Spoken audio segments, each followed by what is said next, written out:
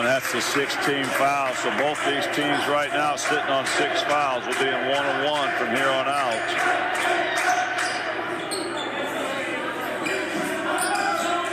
Oh, dangerous pass tipped by Morenci. Davis almost had the steal. Eifferle owning the paint down low.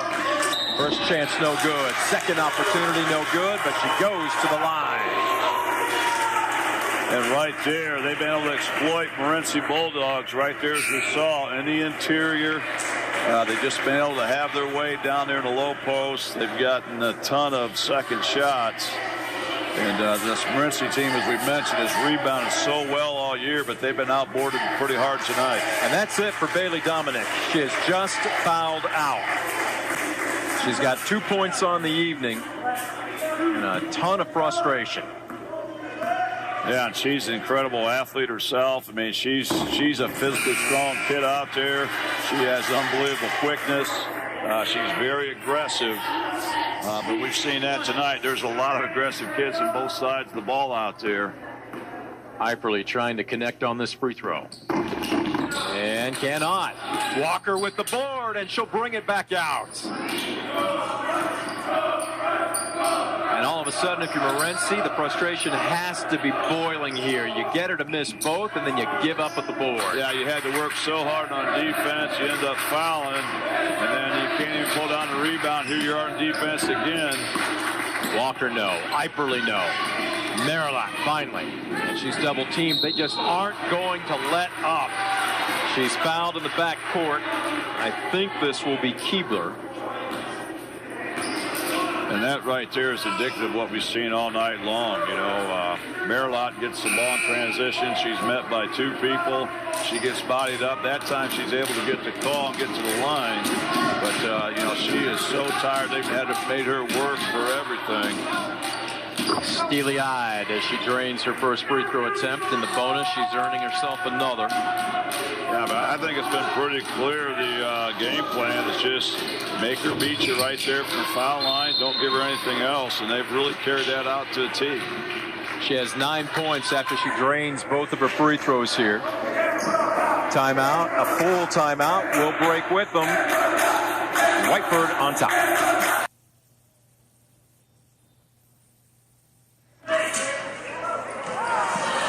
Walker with a long football-style pass as they release Baldwin on that inbound from the other end of the gym, and it's just a little too long. If Bailey Baldwin can't track it down, nobody can.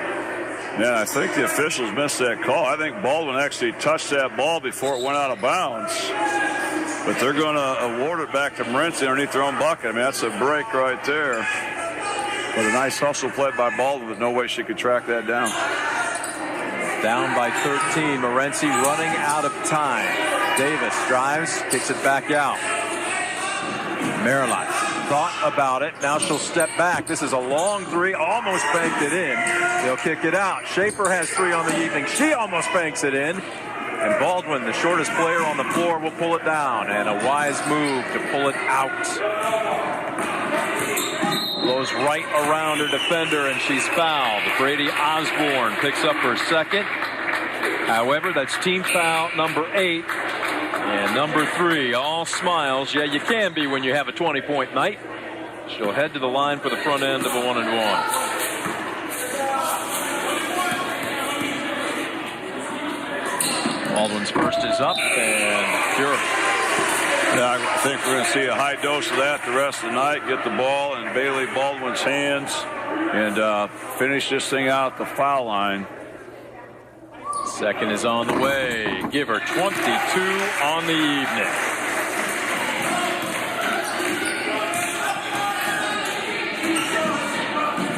Long cross-court pass. Morenci. Great hustle. Just great defense. It doesn't matter who's in. That time, Katie Lipp doing a good job to get back in front of the post. That's just how you draw it up in practice. Great job of rotating on that backside. You make that pass look open. You close it down. And their aggressiveness once again pays off. Walker right around Marillac. She had 3 fouls, had to be careful. She just comes up short on the finger roll. Schmitz across half court. Does she want to go all the way in? She does. Takes it right at Eiperle and finishes with the right hand. Great move by Schmitz. Going to her left, able to throw that up softly off the glass. Boy, this has become a track meet, and Baldwin finishes and picks up the foul. We see you, number 3. What a ball game. Wow, coast to coast. Even while dribbling, she's probably the fastest one out there on the floor. Takes it up strong, gets the contact. And, boy, that's a huge, huge dagger in this Morenci team. It's trying to fight so hard to work back in it, but just seems that Whiteford has an answer every time. 15-point advantage for the Bobcats. Bailey Baldwin. Can she make it 16? One of the few misses on the evening for the young star point guard. Here comes Merla, and she's stripped from behind. Baldwin will be called for the foul. That's just her first. And again, just a hustle play. You probably don't want to foul at this juncture, but I tell you what, if I'm Coach Manley, I'm happy with that because, again, they're just still so focused. They're still hustling at both ends of the floor. They have not taken the foot off the accelerator yet, which I love to see, which you have to do against a team as good as Morenci. Coach Manley was upset about something over there. He called the official over. I think he's trying to sub in because that first free throw went up, and I think he feels he should have been able to get his players on the court here. Yeah, that should have been a one-on-one foul, so they should have been allowed to come in before the free throw. Merlot drains her first. She earns herself a second. Has to be frustrating for the conference's leading scorer, folks. This is a very good ball player, but Whiteford has just taken her out of this contest. One basket from the floor. That's it. Taylor trying to drive, dribbles it off of her leg. And here comes Merlot. All-State last season. Schmidt was second team All-State. Comes off the mark. Look at that, though. Follows her shot, and Walker fouls her out of bounds. Yeah, there's a lot to like about Maddie Schmidt on the basketball floor. She just keeps playing. What a competitor, as you can see. You know, a lot of teams might be frustrated at this point, and not that she's maybe not frustrated, but she's not let that affect how she plays. And she tracks down one of those hustle rebounds and gets rewarded with a chance to go to the foul line. Schmidt, big brown eyes eyeing down the basket. She's got herself double-digit points tonight.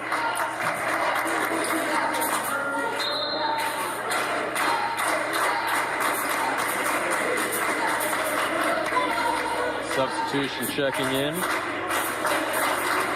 That'll be Lane Spradlin. Schmidt, second is on the way. It's a little long. Merlot with the board. Almost brought it down off the top of the backboard. Schmidt had it again and finally secured. No. Hot potato. Who wants it? Finally tracked down by Taylor, and she is fouled. Or is there a timeout? We have a quick timeout. Check that. Timeout being called for by Morenci. Is this a 30? I couldn't tell the official there. We'll take a break with Whiteford leading comfortably.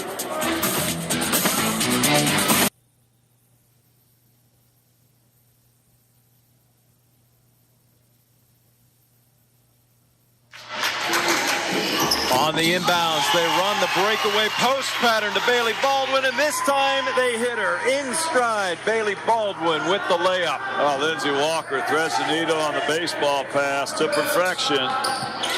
And a rare shot from the floor for the conference's leading scorer in Dalen Marriott. Matter of fact, just her second basket from the floor in this ball game. With 44 seconds left to go here in the contest, and all that's going to do is make it just a bit more respectable at 50-37. Well, the postseason brackets have already been set up, and for Morenci, they have drawn a very difficult assignment. Number 4 in the state, Lenawee Christian, in the first round of districts at Lenawee Christian. Yeah, that's a tough draw just to come out with them, but then they have to play them on their own floor. They are a talented team. They have a couple kids that have already been looked at by many colleges. They have a freshman being looked at by a few D1s. I mean, they're a solid program, so they're certainly going to have their hands full. On the flip side, for the Bobcats, they are also on the road. Their districts will be at Britton Deerfield, a team that's only one game behind them in the standings. Yeah, they've had a great year. They're 10-6 on the season. I mean, that's a tough draw opening round, and again, to play on their home floor. Both these teams have their work cut out. And a good sign of sportsmanship there from Morgan Gillen, trying to help up Bailey Baldwin, telling her she didn't intentionally take her to the floor. And Baldwin gives her a quick smile. Of course, you can smile when your team's up by 13 with only 41 seconds left. And this is going to allow Bailey Baldwin, a 63% free throw shooter, 2 free throws to pad her stats. She drains her first. Well, I'd love to see that show of sportsmanship. I mean, it's hard to do sometimes. You're playing that intense, but I give both these teams credit. I mean, they've left it all on the floor, but they still are being very classy at both ends. They've played extremely hard, and it's been extremely physical, but they understand. They're out there representing their school and their teams.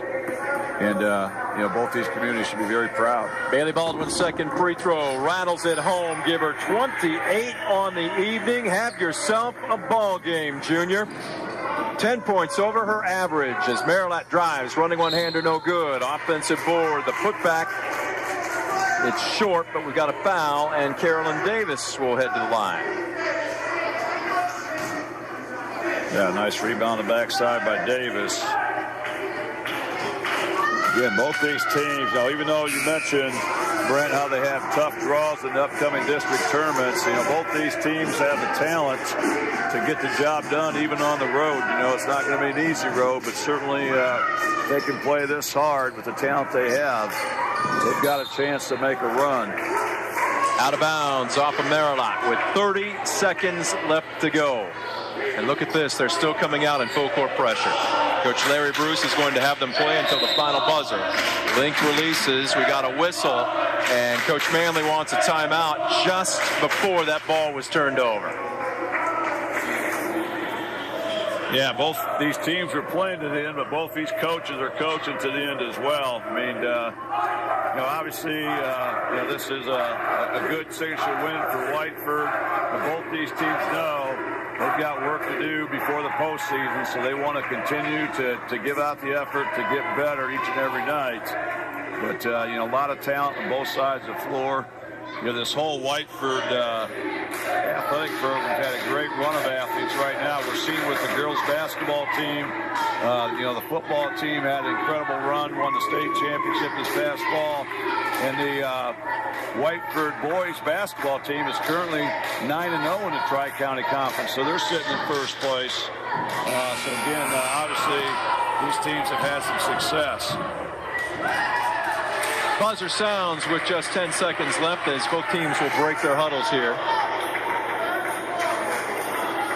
52-37. Whiteford is going to avenge a blowout loss on the road at Morenci last weekend, 79-54.